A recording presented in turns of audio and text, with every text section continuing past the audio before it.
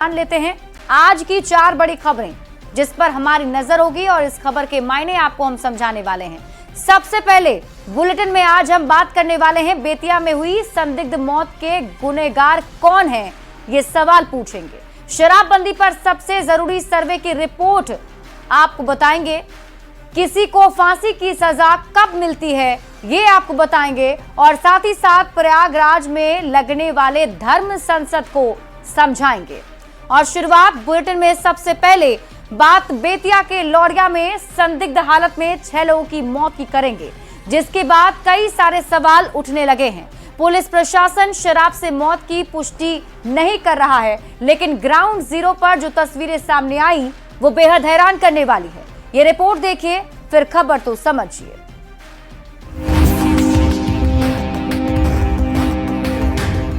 बिहार में एक बार फिर शराबबंदी और जहरीली शराब से मौत की चर्चा जोरों पर है। बेतिया के लौरिया के मठिया गांव में संदिग्ध स्थिति में 6 लोगों की मौत हो गई।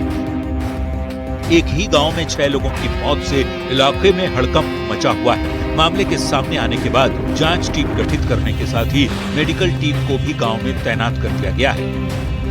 अन्य जितने भी आपको संदेहास्पद मृत्यु हुई है उसमें हम लोग अभी देख रहे हैं और अन्य जो चीजें उस पर भी हम लोग एहतियात बरत रहे हैं।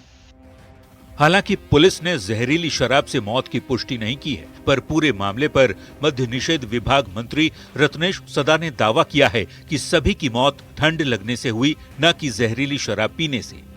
5 आदमी में 4 आदमी ठंड के कारण और कोई खटका होता है। अब जो हो खटका हो, क्या होता है हम नहीं जानते। खटका में वो सब भूखे रहता था। पुलिस और जिला प्रशासन की ओर से किए जा रहे दावे के इतर मठिया गांव की तस्वीरें और लोग कुछ और ही कह रहे हैं। पाउच दारू पाउच वही केमिकल मिलाता है, केमिकल के ते आदमी मर जियो। हां पिछवारू लुकवाता सनी थी। माटी को कौन कर बाल्टी में छुपाता रसोना बोरा बिछा देता रसोना डाली है और खियाड़ी में के लोग बेचेला है। अब मौत जहरीली शराब से हुई या किसी और कारण से, इसकी सच्चाई तो जांच रिपोर्ट सामने आने के बाद ही पता चलेगी। फिलहाल बेतिया के मठिया गांव में मिले शराब बनाने के सामान, चारों तरफ बिखरे शराब के पाउच और स्थानीय लोगों के बयान कई सवाल खड़े कर रहे हैं। सवाल ये कि शराब बनाने का ये सामान कहां से आया, कहां से आए शराब के इतने पाउच। अगर गांव में शराब बन रही थी तो चौकीदार ने शराब बनाने की सूचना अधिकारियों को क्यों नहीं दी, और अगर पुलिस के पास जानकारी थी तो थानेदार ने कार्रवाई क्यों नहीं की। क्या पुलिस और जिला प्रशासन को एक और जहरीली शराब कांड का इंतजार था? इन सवालों के जवाब पुलिस को आज नहीं तो कल देना ही होगा।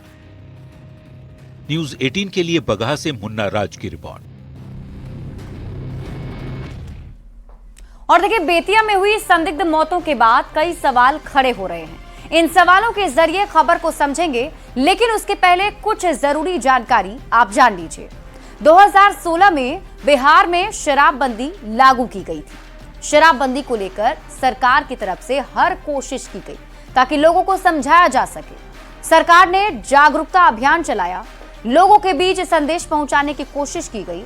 चौकीदार से लेकर थाना अध्यक्ष तक की जिम्मेवारी भी तय कर दी गई। जिस पंचायत में शराब मिलेगी वहां का चौकीदार इसके लिए जिम्मेदार होगा, यह भी तय किया गया। जिस थाने में शराब मिलेगी वहां का थाना अध्यक्ष भी इसके लिए जिम्मेदार होगा, यह सरकार ने नियम भी बनाए। अब आप सवालों से खबर को समझिए। गांव में शराब बन रही थी, चौकीदार को खबर आखिर क्यों नहीं थी? अगर चौकीदार को शराब की खबर थी, मतलब ये कि वहां पर मौजूद जो चौकीदार है उसको इसकी जानकारी थी, तो चौकीदार ने इसकी सूचना वरीय अधिकारी को क्यों नहीं दी? थाना क्षेत्र के अंदर जहां शराब बन रही थी उस थाना क्षेत्र के थानेदार को इसकी सूचना आखिर क्यों नहीं थी? शराब को लेकर थानेदार ने क्या किया, यह बड़ा सवाल है। और शराब के जो धंधेबाज हैं उन पर क्या कार्रवाई हुई, यह भी उन सवालों में शामिल है। क्योंकि लाख कोशिशों के बावजूद भी धड़ल्ले से शराब की तस्करी होती है, जिसकी तस्वीरें हर दिन सामने भी आती हैं। बढ़ते हैं आगे। बेतिया में लौरिया के मठिया गांव में 6 लोगों की संदिग्ध स्थिति में मौत हो गई। पुलिस अब इस पूरे मामले की तहकीकात कर रही है। आरोप लग रहा है कि इनकी मौत जहरीली शराब के कारण हुई है, क्योंकि गांव में बड़ी संख्या में शराब के खाली पाउच मिले हैं। हालांकि मद्य निषेध मंत्री रत्नेश सदा ने इन आरोपों को सिरे से खारिज कर दिया है। अब आप ये रिपोर्ट देखिए, फिर खबर तो समझिए।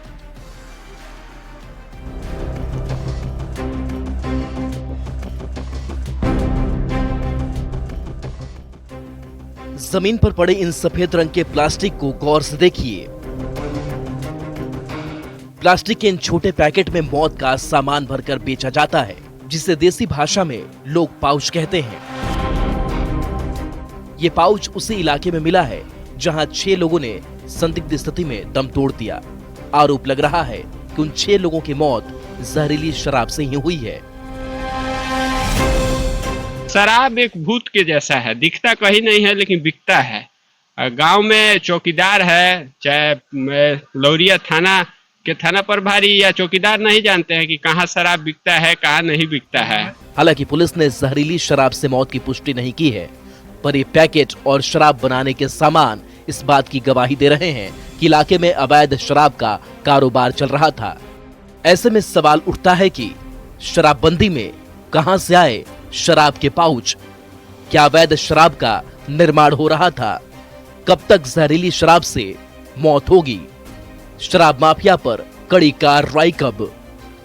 ये कुछ ऐसे सवाल हैं जिसका जवाब जनता को मिलना चाहिए। शराबबंदी होने के बावजूद अगर इस तरह शराब के कारोबार के सबूत मिलेंगे तो सवाल तो उठेंगे ही।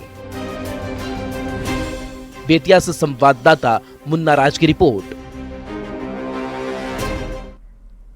और अब आप शराबबंदी की कहानी जानिए। 9 जुलाई 2015 को जिसकी तरफ से मांग की जा रही थी, महिलाओं ने शराबबंदी कानून लागू करने की मांग नीतीश सरकार से की और 5 अप्रैल 2016 को नीतीश कुमार ने शराबबंदी महिलाओं के कहने पर लागू कर दी, जिसका जिक्र हमेशा मुख्यमंत्री मंच से भी करते हैं। शराबबंदी को लेकर सरकार ने कई पहल भी की ताकि लोगों को ये समझाया जा सके कि जो शराब है वो आपके लिए खराब है। जागरूकता कार्यक्रम चलाए गए, लोगों को शराब के दुष्परिणाम भी बताए गए। सीएम नीतीश कुमार ने लोगों को गोलबंद करने की भी कोशिश की और इसी कड़ी में शराबबंदी को लेकर सीएम नीतीश कुमार ने बड़ी पहल करते हुए 21 जनवरी 2017 को सबसे बड़ी मानव श्रृंखला बनवाई।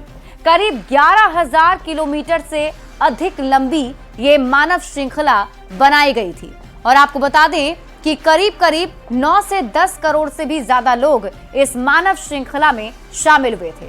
शराबबंदी का असर क्या हुआ है अगर हम इसकी बात करें, क्योंकि बार बार शराबबंदी को लेकर कई सवाल भी खड़े होते हैं। देखिए, शराबबंदी लागू होने के बाद बिक्री बढ़ गई है। किसकी? सब्जी की, फल की और दूध की। मतलब ये कि अब लोग सब्जी, फल और दूध का ज्यादा सेवन कर रहे हैं। शराबबंदी का असर लोगों के जीवन में क्या हुआ है, इसकी अगर हम बात करें तो लोगों के जीवन में सुधार हुआ है। शिक्षा, खान पान, रहन सहन लोगों का पहले से काफी ज्यादा बेहतर हो गया है। इसके बाद अब बात करते हैं कि शराबबंदी का असर महिलाओं के विरुद्ध यौन हिंसा में कमी आई है, क्योंकि महिलाओं के कहने पर ही शराबबंदी नीतीश कुमार ने लागू की थी और सबसे ज्यादा खामियाजा महिलाओं को ही शराब का भुगतना पड़ता है जब भी कभी महिलाएं घरेलू हिंसा की शिकार होती हैं। लेकिन जब से शराबबंदी हुई है तब से बिहार में भावनात्मक हिंसा में कमी आई है, घरेलू हिंसा में भी कमी आई है। अगर हम आंकड़ों के हिसाब से आपको बताएं तो महिलाओं के विरुद्ध यौन हिंसा में करीब 3.6% की कमी दर्ज की गई है। भावनात्मक हिंसा की अगर बात करें तो इसमें 4.6% की कमी आई है। और देखिए, घरेलू हिंसा जिसकी शिकार महिलाएं होती थी, घरेलू हिंसा में 37% की कमी हुई है। जबकि राष्ट्रीय स्तर पर मतलब पूरे देश में अगर बात करें तो इस तरह के मामलों में 12% की वृद्धि दर्ज की गई है। शराबबंदी का असर महिलाओं के खिलाफ अपराध में जो कमी आई है उस पर अगर हम बात करें तो 45% अपराध में कमी आई है राष्ट्रीय स्तर पर महिलाओं के खिलाफ अपराध दर में, जबकि 3% की वृद्धि हुई है। आप इसी से अंदाजा लगा सकते हैं कि शराबबंदी लोगों के लिए कितना फायदेमंद साबित हो रहा है। 1 करोड़ 82 लाख शराबबंदी के बाद कितने लोगों ने शराब छोड़ी है, अगर हम इन आंकड़ों को आपको बताएं तो करीब 1,82,00,000 ऐसे लोग हैं जिन्होंने शराब पीना छोड़ दिया। ये आंकड़े 2023 में हुए सर्वे के आधार पर हम आपको बता रहे हैं। अब आप जानिए कि शराबबंदी के पक्ष में कितने लोग हैं। अभी भी जब शराबबंदी को लेकर सवाल उठते हैं तो सर्वे कराया जाता है, लोगों से पूछा जाता है।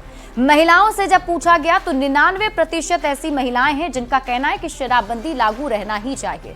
पुरुषों से पूछा गया तो 92 से 93% ऐसे पुरुष हैं जिनका ये मानना है कि शराबबंदी कानून बिहार में लागू रहना चाहिए और ये